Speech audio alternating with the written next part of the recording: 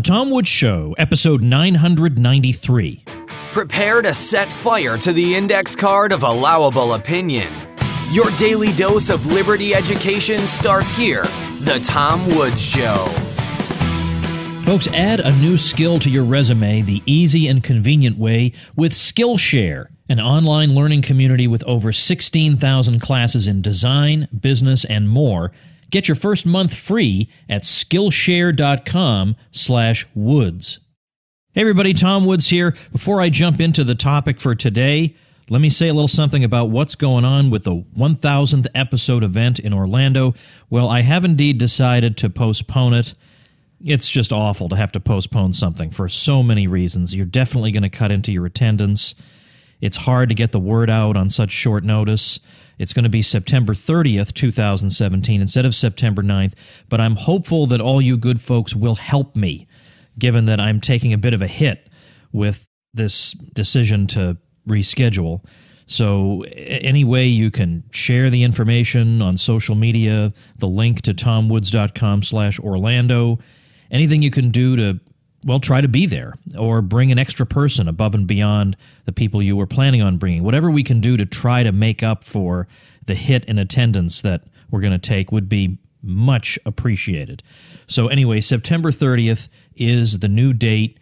It's still going to be great. Still got Michael Malice, Tom DiLorenzo, Eric July, couple of surprises for you, and just a ton of fun. And it's going to be an evening packed with, a little learning, but a lot of laughs and fun. I'm telling you, it's going to be absolutely great. So here's what's going to happen. If you already registered at tomwoods.com/Orlando, you should have received by now an email from Eventbrite. By the way, please open these emails. They're very important. You should have received an email from Eventbrite telling you about the postponement. And we would like to know, of course, if you're still coming. If you're still coming, don't do anything. If you're not coming at this point, please let us know. There should be a link to go and unconfirm on Eventbrite or something. One way or another, let us know you're not coming. If you're still coming, you don't have to say a thing. Now, if you had not yet registered but would like to come, please go ahead and do that at tomwoods.com/Orlando. The date has been changed on that page to read September 30th, and just proceed as normal. So the key thing is, if you already registered, you'll get an email from Eventbrite saying the event has been postponed. If you can't make it, it would really help us if you could let us know that, and we will adjust it accordingly. But please do make an extra effort to make it, given that it's hard to postpone an event and you really suffer as a result of that.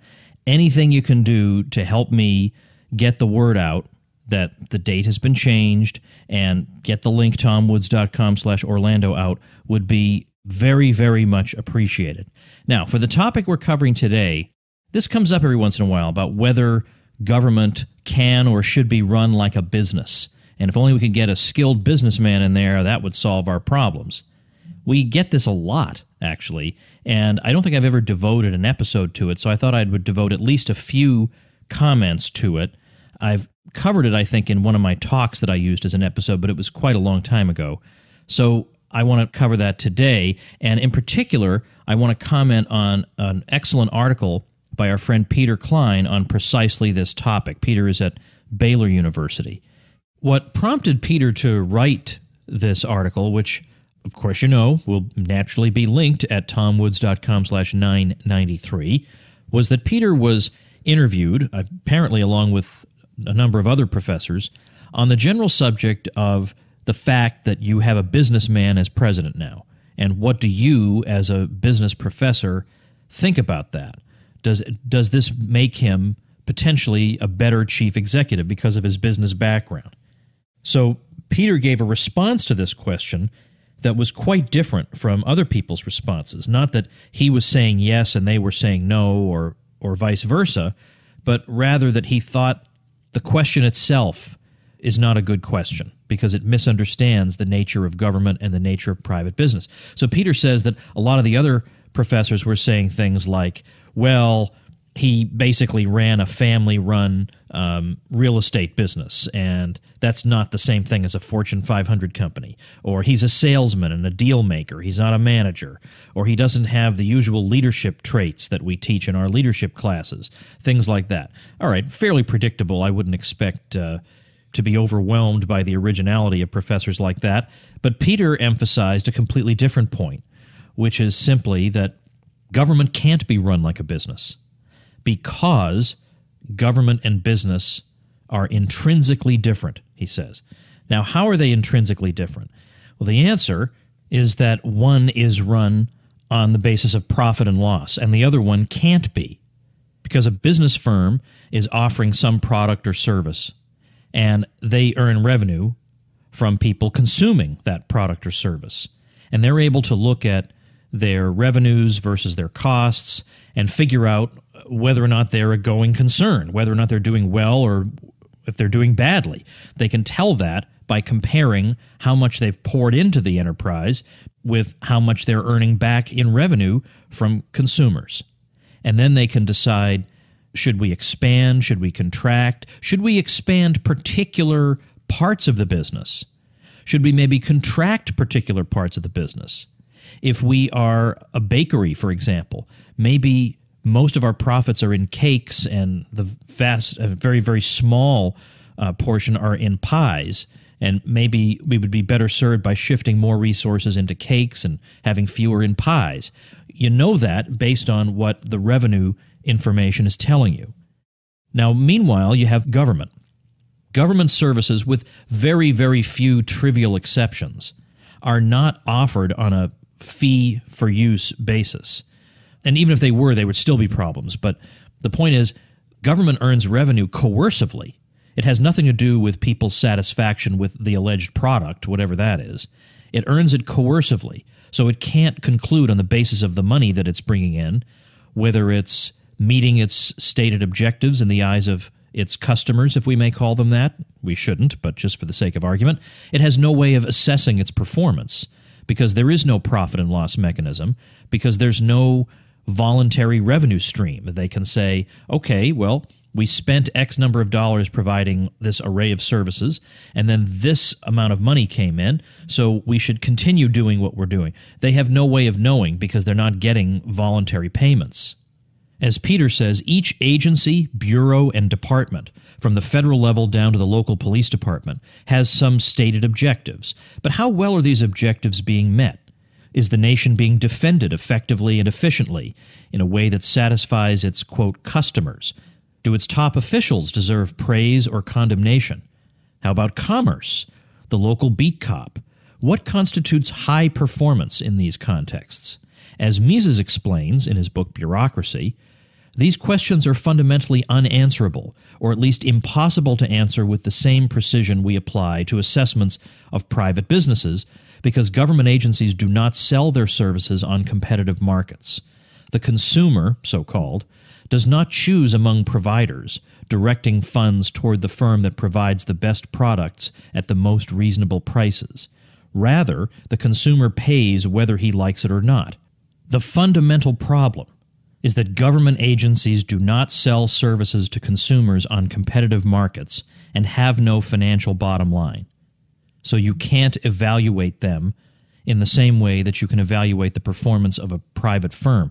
This is the essential role of economic calculation, to make sure that resources aren't being wasted and aren't being misallocated into lines of production that are incompatible with consumer preferences. Consumers are not able to express their preferences when it comes to government services, because the services are going to be there no matter what, and the revenue is going to be taken from them no matter what. So it's all arbitrary. There's no way for government to know what services it should provide, in what quantities, in using what methods, and with what combination of factors. I've got a helpful example, I think, that will make this a little bit clearer, that I'll give you as soon as we thank our sponsor. Hey everybody, it's Tom Woods. Are you looking to do your job better, to add impressive skills to your resume, looking to get a leg up at work, or you just love learning new things? Or you'd like to learn a skill that you can sell on your own entrepreneurially without having to be employed by anybody. Well, then Skillshare is for you. Skillshare is an online learning community with over 16,000 classes in design, business, and more. You can learn everything from logo design to social media marketing to street photography, and you get everything they have for a low monthly price. You don't pay per class. You get everything. You have access to courses in entrepreneurship like branding, web design, public speaking, or marketing, so email marketing, SEO, or photography, mobile photography, photo editing, or design like Adobe Illustrator or logo design or typography or animation. All kinds of topics are covered in the Skillshare classes. And guess what? Skillshare is giving my listeners a month of unlimited access for free. Go to Skillshare.com/Woods to redeem your free month. That's Skillshare.com/Woods. Hey everybody, it's Tom Woods. We are back talking about whether we can think of government as an institution that can be run like a business. So I think I've given this example somewhere before. I talk about customer service. And some people might think you can never have too much customer service. Yes, you can, actually. If you have 12 customers and you have 500 customer service people, that's probably too many. I may not know the specifics of your firm, but that's probably too many. So you have to make decisions on customer service. You want enough customer service that your customers are happy and you don't lose repeat business, but you don't want to be spending so much on customer service that you are starving some other part of the business, or you're making yourself uncompetitive, in effect, because you're starving some part of your business. You're taking funds that need to go in one area and spending them instead on this other area of customer service. So from a private firm's point of view, it has to try to figure out how this works in terms of its profitability, what the numbers for customer service would have to be. They probably have to use trial and error for a little while, or they may get it, maybe they get it right the first time, who knows, but they look at market response and they look at revenue and they figure out what the best allocation of resources would be. Now, they're going to have a fixed amount of money to spend. So if they want to expand customer service, let's say by an extra 100 employees, well, this means they can't simultaneously expand something else, or they may need to contract something else. Government is not in that situation. It can expand customer service, which notice it generally doesn't do, by the way, but it can expand customer service and expand MX missiles or whatever else. It can do all these things because it's not operating under the kinds of revenue constraints that a private firm is. So in any case, if you were to come in to government, obviously from our point of view, the best thing to do would be to just cut everything from an efficiency standpoint and from a moral standpoint. But if you came in, the way most people look at it when they say, we need a businessman to run the government, they expect somebody to come in and be a wise manager, to oversee the whole thing and get a sense of efficiencies and allocation decisions that ought to be made. And the problem there is that no matter how skilled the manager is, no matter how, let's say, accomplished in business this particular person was, what you're asking the person to do is pretty much impossible. You're saying, without any revenue feedback to guide you, figure out where resources should go. And by the way, you're in charge of everything. What would you do? How would you know? I mean, other than allocating resources according to your own personal preference, what else could you do? Now, of course, in private business, if all I did was allocate my resources according to my own personal preference, unless my personal preference was absolutely perfectly in line with that of my customer base, I'd be in big trouble. I've got to think of what their desires are and what their pattern of demand is, and then adjust my production decisions accordingly. But there's no way for government to do that. And, of course, voting is an extremely crude feedback mechanism. You vote for one person who's going to make 8 million decisions. Well, how do we know that people voting for that person are going to agree with any of those decisions? So voting doesn't really help gauge what people want. And certainly questionnaires, as Mises said, are methodologically ridiculous, because on a questionnaire you might well say, why, yes, sir, I do favor increasing spending on public universities, and I do favor, well, easy for you to say on a questionnaire. The question is, when you are faced with a purchasing decision Here's the purchasing decision. Are you going to make it? Well, a lot of people who say on the questionnaire they couldn't be happier to spend money on X, Y, or Z, if it were really put to them that way, a lot of times they don't choose to spend money on those things. So questionnaires are not of any value. It's the feedback mechanism of the market and the revenue you earn from consumers voluntarily purchasing your product on a market. So let's return now to Mises. Mises defines business management or profit management as, quote, management directed by the profit motive. So and this is how Peter then elaborates on it, in a large firm, profit management entails a mix of rules and discretion. Executives provide overall direction, establish systems and procedures, recruit managers and employees, settle disputes, and focus on strategy, while delegating a large measure of day-to-day discretion to subordinates or to local departments. But bureaucratic management, which is what you have with government, is, in Mises' words, the method applied in the conduct of administrative affairs, the result of which has no cash value on the market. Remember, we do not say that a successful handling of public affairs has no value, but that it has no price on the market, that its value cannot be realized in a market transaction, and consequently cannot be expressed in terms of money.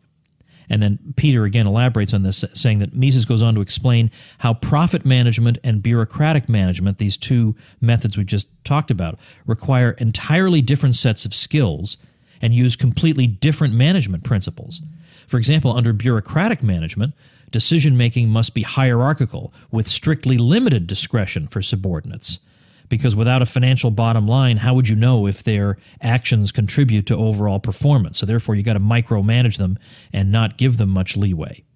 But then, after this whole article, Peter says, well, you know what, on second thought, maybe it'd be okay to have a CEO president who formerly specialized in divestitures, layoffs, asset sales, liquidations, and dissolutions. All right, I think I can go with that. All right, that's going to do it for today. TomWoods.com/993 will have the link. Don't forget what I said about the 1,000th episode. Anything you can do to help me spread the word about the new date. It's so difficult to do, and with such little time left, anything you can do to help me would be very, very much appreciated. All right, that's it. Tomorrow, John Moody comes back. Remember who John Moody is? Agriculture guy, interesting guy. I think their episode was called something like Why the Pure Meat Act Gives Us Less Pure Meat. I mean, the guy's great, just wonderful. So, all right, that's it. See you later, everybody. Become a smarter libertarian in just 30 minutes a day. Visit TomWoods.com to subscribe to the show for free, and we'll see you next time.